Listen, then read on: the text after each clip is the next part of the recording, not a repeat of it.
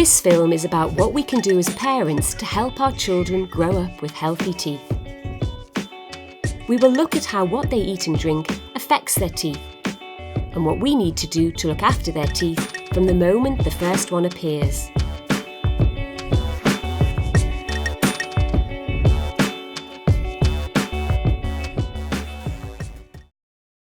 Teeth aren't just about chewing food. Healthy teeth affect our ability to talk clearly and are important for our physical appearance and our confidence, especially as they're the part of ourselves we show to the world when we smile. And no parent wants their child to go through the misery of toothache, not to mention having fillings or even having their teeth out. We were referred to the dental hospital and she had to have a general anaesthetic to have 3 teeth removed. And that was awful. That was really, really horrendous to go through, knowing that that could have been prevented and that shouldn't have happened. And just to see her when she woke up with, all the blood in her mouth and gauze, and she was so disoriented. She was screaming and screaming, and it was traumatic for her. It was traumatic for us as parents. And it needn't have happened. The good news is that tooth decay can be prevented. It's best to get our children into healthy routines right from the start, avoiding any bad habits by helping them enjoy foods and drinks that are good for their teeth. If you learn to look after your milk teeth, you're going to learn to look after your adult teeth. Even now, sometimes people comment on what a nice smile he has, and that makes me feel happy. So let's start by looking at why what we eat and drink is so important. The number one enemy for teeth is sugar. Sugar is the main cause of tooth decay. Every time we eat or drink something sugary, our teeth are under attack. So we need to think about reducing how much sugar we eat and how often we eat it. Avoiding grazing and sticking to 3 meals and 2 healthy snacks a day will limit the number of sugar attacks on children's teeth. And as children copy their parents, if we want our children to eat and drink less sugar, we need to do the same. I think the foods that I like, they would have a very important impact on them because they basically copy. I think our diet has changed since having Robin. I think we're a lot more conscious of how much sugar and salt are in what we cook. You want your child to see you eating healthy foods so that that's what they're learning, that's what they think the way of doing things is. Our liking for certain foods goes back to our early experiences of eating. Babies tend to have a natural preference for sweet and familiar foods, so an important task when introducing them to solid foods is to help them get used to and enjoy savoury tastes. At the moment, she's definitely likes fruit in particular, and we have a bit more of a struggle with vegetables. Yeah, we do. But as we say, we keep trying to familiarise her with us. The first time a baby tastes something new, for instance a vegetable, they often pull a face. But this is usually their way of saying, I don't recognise this, rather than I don't like this, so don't be put off. Getting a baby used to vegetables and other savoury foods before introducing fruit and other sweeter foods is one of the best ways of making sure young children don't get a sweet tooth. Another way is not adding anything sweet like honey or sugar to children's foods or their bottle, or dipping dummies in anything sweet. Because of the impact sugar has on our teeth, as well as our weight and general health, there are now guidelines about the maximum amount we should be eating at different ages. Visualising this as sugar cubes gives us an idea of how much this actually is. We're probably all aware that foods like cakes and sweets contain sugar, but there's also a surprising amount of hidden sugar in a lot of common everyday foods. Eating 1 bowl of the family's favourite breakfast cereal and a single pot of fruit yoghurt or fromage frais is likely to mean a 2-year-old has exceeded their daily sugar limit. So let's think about how we can reduce the amount of sugar our children eat. Not having the variety in the house, I found, has helped. Not having lots of biscuits and chocolates and sweets in the house. If they want something, they will choose something else. Swapping foods that are high in sugar with healthier alternatives is a great way of reducing sugar and still enjoying the food we eat. For instance, instead of dried fruit or chocolate as a snack for children, we can offer them vegetable sticks or fresh fruit. Or we could swap a bowl of sugary breakfast cereal with porridge made from plain oats, or a breakfast cereal that doesn't have much added sugar. And instead of commercial fruit yoghurt with added sugar, we can add chopped fresh fruit to plain, unsweetened yoghurt. I was shocked, very, very shocked about how much sugar a small can of Coke or like fruit juice could contain half of the sugar. To be honest, when I was young, I used to drink a lot of soft drinks, even like especially after PE lessons, and then but after I find that out, I kind of cut them all together. Thinking about what babies and young children are drinking is also important. Breast milk protects teeth, so if you're breastfeeding, carrying on to 12 months and beyond is best for your baby's teeth. Fresh fruit juices and smoothies are often thought of as healthy drinks, which in one way they are because of all the vitamin C they contain. But they are also high in sugar that still attacks our teeth even though it's natural. Yeah, I didn't bother with any juices or anything because there's just no point really, because I think quite quickly they all go for the sweetest thing naturally. So it was always just water, and then when they were old enough, cow's milk in the cup. Sticking to milk and water is by far the safest thing for children's teeth. A small bottle of sweetened fizzy drink or a chocolate milk can contain 3 times the maximum amount of sugar a 2-year-old should be having in a day. So fizzy sweetened drinks, squashes and juice drinks are best avoided altogether. If your baby is bottle fed, it's best for their teeth to introduce a free flow cup from 6 months old, because the milk doesn't pool around the teeth as it does when the baby sucks from a bottle. And aim for them to stop drinking from a bottle completely by the time they're 12 months old. Once your child is a year old, unless they're still breastfeeding, it's best to offer only water if they wake in the night wanting a drink. This is because there's less saliva in the mouth at night, and it's saliva that protects the tooth enamel when we eat or drink. We only give Robin 2 drinks, milk and water. She very much enjoys her milk though, doesn't she? She does enjoy her milk. Knowing what's good and what isn't good for our children's teeth is the first step. The next is putting it into practice in the hurly-burly of daily family life, and in the face of young children's strongly held opinions of their own. Young children, like the rest of us, want to have some choice and control over what they do, including what they eat and drink. Offering 2 healthy alternatives, for instance, would you like a breadstick or a carrot for your snack, gives them the chance to choose and can help to avoid a battle of wills. Praise, encouragement, providing healthy choices, and being healthy role models ourselves will help children grow up eating healthy food that is kind to their teeth. And a small amount of sweet foods and drinks every now and then will not damage their teeth.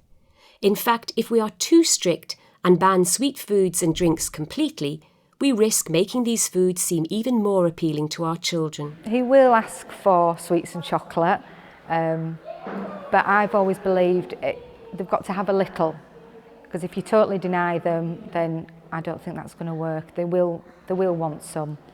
So I say, okay, a little bit of something is in moderation. Before we move on, let's recap on some of the things we can do as parents to help our children enjoy healthy foods and drinks that will help to avoid tooth decay.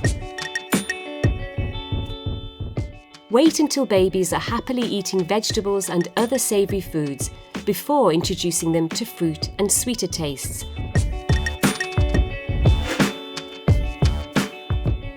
Stick to 3 meals and 2 healthy snacks a day. Swap sugary snacks for healthier alternatives. Breastfeeding for as long as you and your baby want to is best for your baby's teeth. The only safe drinks for teeth are milk and water. Avoid sugar-sweetened drinks completely. Start getting your baby used to a free flow cup from 6 months old, so they're ready to stop drinking from a bottle completely by 12 months old.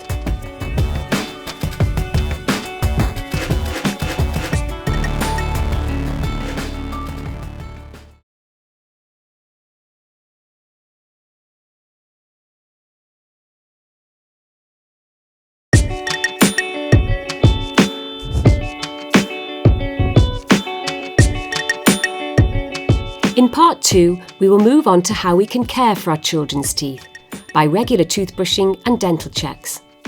As with many other things, caring for our children's teeth as they get older will be easier if we get into healthy routines right from the moment their first tooth appears. Many parents tell us how starting early helps children get used to having a toothbrush in their mouth, so that they're more likely to feel comfortable having their teeth brushed and accept it as a normal part of daily life. I started brushing Hamza's teeth when he was 6 months, actually when the first tooth came out. We were all excited and when it actually happened. And I did start before giving him the toothbrush as a teething toy, so he got used to the idea of putting a toothbrush into his mouth. With my son, I started brushing his teeth from about 6 months. With my daughter, it was about 3 months because she got bottom 2 teeth early. About 4.5 months she had the toothbrush, brushing her gums, which was quite sweet, but that encouraged her for when the teeth was there to know what to kind of hold and how to hold the toothbrush. And it's also getting into the habit. If you don't brush your children's teeth when they're small, they will not do it when they're older. Following some simple steps helps us to look after young children's teeth and sets them up with healthy toothbrushing routines for when they're older and brushing their own teeth. Start as soon as your baby's first tooth appears. Brush twice a day, last thing before bed and one other time. Parents develop their own strategies for the easiest way to brush their children's teeth. You may find it helpful to position your child so you can gently brush their teeth from behind, supporting their head against your body. I also tuck one of her arms underneath my arm, so we've only got one arm to contend with then, rather than two to battle with. Although she does have a very bendy head and she decides that she'll put it back, and it can be quite hard sometimes. Sometimes she's easy, it just depends, I suppose, how we go for the day as to what works. Fluoride strengthens tooth enamel, so using fluoride toothpaste will protect your child's teeth from developing cavities or holes. Toothpaste packaging tells you how much fluoride is in the toothpaste. There's no need to use a special baby toothpaste. Using a family toothpaste with between 1,350 to 1,500 parts per million fluoride, written as ppm on the packaging, will provide the best protection for your child. For babies and children under 3, just put a smear of toothpaste on the brush. And for children over the age of 3, use a pea-sized amount. And because you want the fluoride to stay on the teeth and protect them, encourage your child to spit out after brushing without rinsing with water. Otherwise, you'll end up washing off all the fluoride you've just successfully got onto their teeth. If they're too young to spit out, just wipe any toothpaste from around their mouth with a flannel or towel. Once your child has several teeth, aim for 2 minutes of toothbrushing and try to include all the surfaces of every tooth, especially the molars at the back. Children are all different. Some will enjoy having their teeth brushed, while others put up a real struggle. It's a real struggle to brush my 3-year-old's teeth. There's a lot of screaming and kicking involved. I try and play lots of games. Let me count your teeth. Let's see how wide you can open your mouth. But, it would be easier just to say, oh, forget it then. And then he'd get into a bad routine and learn that that's what he has to do to not have his teeth brushed. And he'd end up with caries like his sister did. So I think because of what happened to her, I'm even if it's a mad busy day, everybody has to have brushed their teeth. We need to brush our children's teeth until they are at least 7 years old. But letting them grab the brush and have a go too helps to make it fun for the child and helps them gradually learn to do it for themselves. While toothbrushing can sometimes be a challenge, there are lots of things we can do to make it easier for our children and ourselves. When I brush her teeth, I do it first and then I give her the toothbrush to do it herself. I started giving him other objects to hold while still brushing the teeth. She lets me brush them. I brush them first. I put the toothpaste on. I brush them first and then I'll pass her. So I know they're clean fully. Then I pass them back and then she does it herself. Anything that makes toothbrushing fun is going to be helpful. Parents have come up with all sorts of ideas. The song that we use for toothbrushing is quite funny. I think it's from Grease. The silly one where she does the brusher, brusher, brusher. But she likes it, so and it works, so, there's nobody watching, fortunately. He got one toothbrush he can hold, so which is because I've got my one, like the one I'm brushing the teeth with, because I noticed he will just chew on the one, and then obviously if the toothbrush is broken, then it's not going to work as well. So we have two now, and he can hold one, and he tries to brush my teeth, and then I brush his teeth, and we sing songs. We always sing songs, so yeah, this is probably the way we do it. Even if toothbrushing isn't perfect, some brushing is always better than none. Every little bit of brushing you're able to do will get some fluoride onto your child's teeth that will protect them from tooth decay and the need for fillings. Another good habit to get into is regular visits to a dental practice. This means that any problems will be picked up early, and from the age of 3, your child can have fluoride varnish put onto their teeth twice a year, which will give them even more protection from tooth decay. For children at high risk of developing decay, fluoride varnish can be applied more frequently and from a younger age. I registered my child at the dentist from such an early age because I wanted her to get used to going, to check that the smells and the sounds become familiar, that there's nothing scary about going then. It'll be happy, it'll be an enjoyable visit, and that's what it should be like for the children, really. So I think that was my main motivation, that it keeps her happy when she goes. Taking your child to a dental practice from an early age will mean that they get used to being there and will give you the opportunity to get to know the dental team and chat about the best ways of looking after your children's teeth. So let's look back at some of the key messages about brushing babies and young children's teeth. Start as soon as the first tooth appears.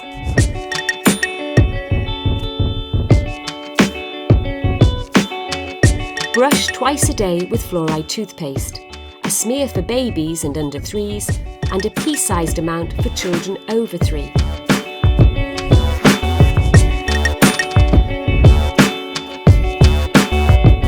Make it fun. Aim for 2 minutes brushing. Spit, don't rinse. Take your child for regular dental checkups.